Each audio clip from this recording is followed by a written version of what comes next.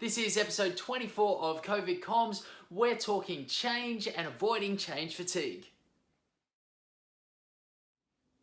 One of the questions that's come through has been around change and how do we introduce change in a time when there's so much other change already? When is the right time to do it and how do we avoid change fatigue? Great question. There are so many leaders dealing with this right now.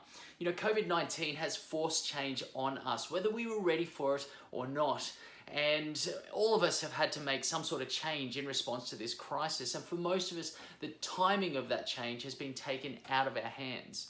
So I'll say this about timing and around change fatigue.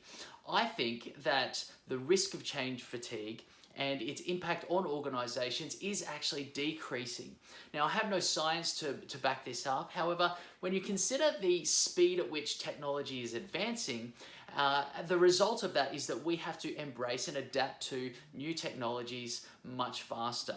So every time a new technology comes out, a new product comes out, it is different. There's been a change to it, whether it's a new car, a new phone, a new app on your computer.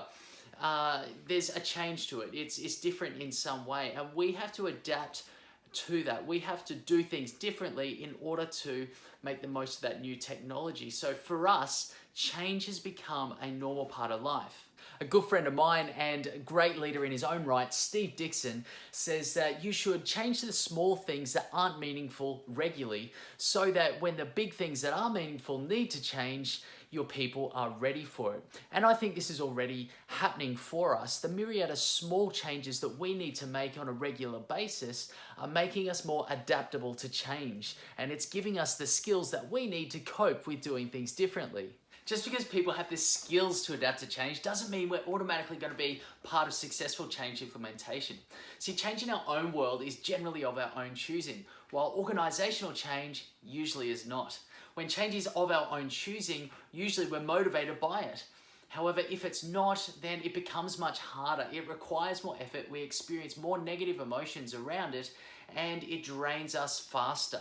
So when we have multiple changes we're not motivated by and we are constantly being drained, that's when we get change fatigue. So how do we avoid it? Well, we motivate people towards change. See, for me, change management comes down to two things. The first part is project management, and the second part is people management, which is really emotions management. The reason why most change initiatives fail is that they focus only on the project elements. So setting goals, developing timelines, assigning tasks and resources.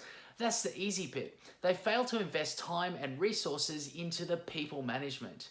Whenever there is change, people are going to experience a level of grief and loss for the comfort and familiarity they're leaving behind, but also a level of fear because they're moving towards something that is unknown, and people fear what they do not know.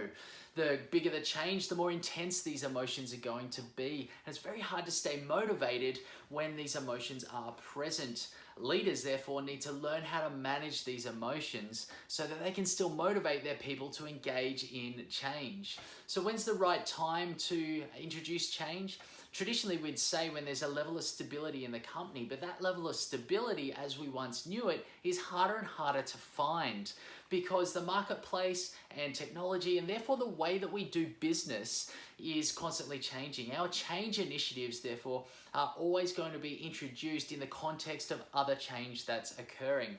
Right now, in the midst of COVID, it's just another type of change that we have to contend with, but leaders need to be aware that emotions are particularly heightened during this time. So the people management and emotion management is a critical focus for them.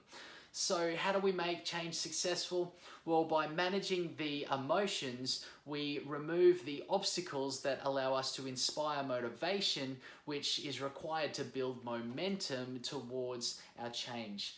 And I'll talk more about how we can do that in the next episode. Hey, you know the drill. Tell me what the one thing that stood out to you the most was. Put it in the comments box below. Share this amongst your network and stay tuned for more COVID comms. Until then, lead well.